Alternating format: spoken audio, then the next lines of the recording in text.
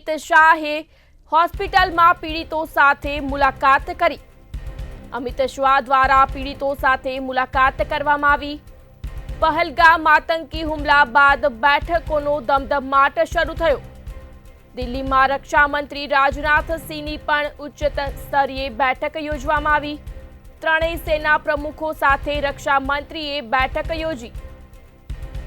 આજે 6 કલાકે CCSની બેઠક યોજાશે। ગૃહમંત્રી અમિત શાહે પીડિતો સાથે હોસ્પિટલમાં મુલાકાત કરી। PM મોદી પણ આ બેઠકમાં હાજર રહેશે।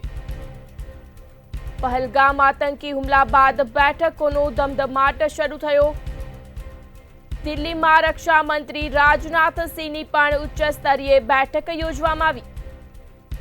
ત્રણેય સેના પ્રમુખો સાથે રક્ષા મંત્રીએ બેઠક યોજી। આજે 6 કલાકે CCSની પણ બેઠક યોજવામાં આવશે। અમિત શાહે હોસ્પિટલમાં પીડિતો સાથે મુલાકાત કરી।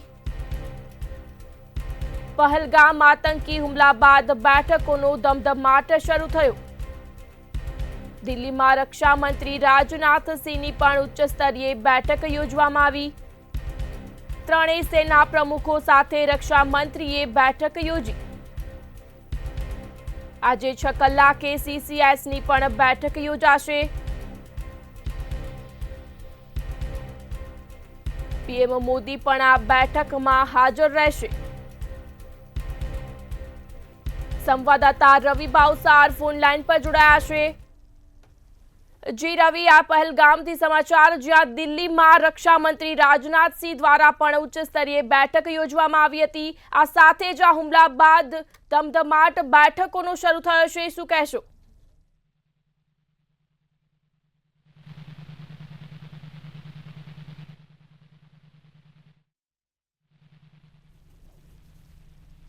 જી રવિ,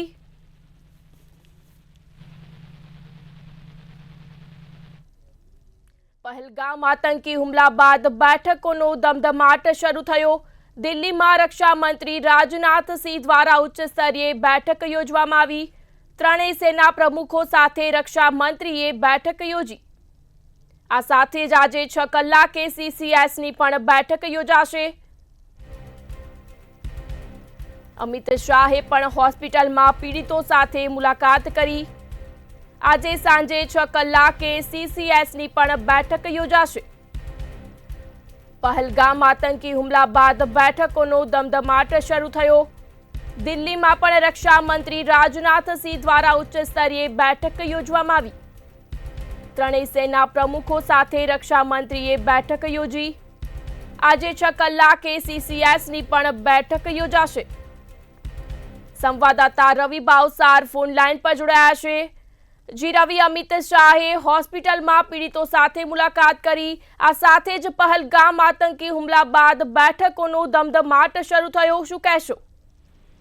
બિલકુલ, જો વાત કરવામાં આવે તો જે પ્રમાણે જમ્મુ કાશ્મીરના પુલવામામાં જે પ્રમાણે આતંકવાદી હુમલો થયો હતો, ત્યારબાદ જે બેઠકોનો દોર છે તે બેઠકોનો દોર શરૂ થયો હતો। જે પ્રમાણે હાલમાં તો જો વાત કરવામાં આવે તો જે કેન્દ્રીય ગૃહમંત્રી છે તેમના દ્વારા જે હોસ્પિટલની અંદર જે લોકો ઘાયલ થયા હતા તેમની પણ મુલાકાત છે તે મુલાકાત લેવામાં આવી છે। સાથે જ જેટલા પણ 26 જેટલા જે મૃતદેહ છે તે મૃતદેહને માદરે વતન પહોંચાડવા માટેની વ્યવસ્થા પણ કેન્દ્ર સરકાર દ્વારા છે તે કરવામાં આવી છે।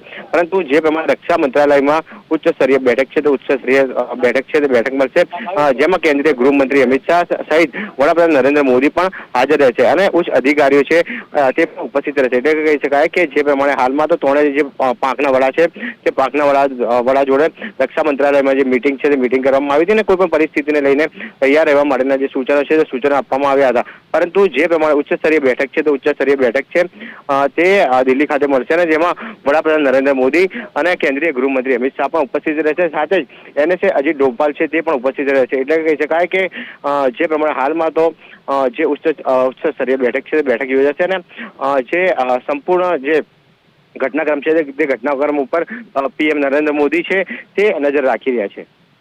જી રવિ, વિગતો બદલ આભાર।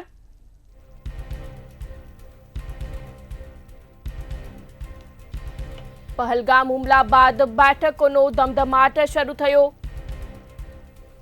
અમિત શાહે પણ હોસ્પિટલમાં પીડિતોની મુલાકાત લીધી।